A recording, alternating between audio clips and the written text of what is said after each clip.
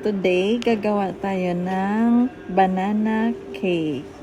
First time, tatapon natin yung yung white. Ayoko nung white kasi malangsa. Dilaw lang yung hinalo ko dyan para mas masarap. Imikos-mikos mo lang. Ayan. Ang sarap niyan, promise. Wow! Bilisan mo. Malilate na tayo. Ang ginamit kong powder dyan, yung yung ready to mix na siya. Para mas, hindi na kailangan timplahan. Ikaw na mag-a-adjust sa timpla.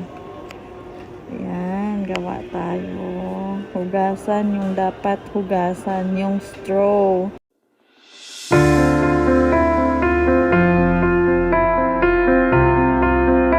Ayun, gagawa tayo ng banana shake with oatmeal.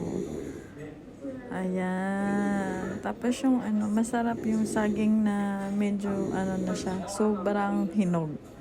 Para hindi mo na kailangan lagyan ng sugar o di kaya condense. Mas masarap yan. Mas original yung tamis niya. Sarang. Super sarap niya.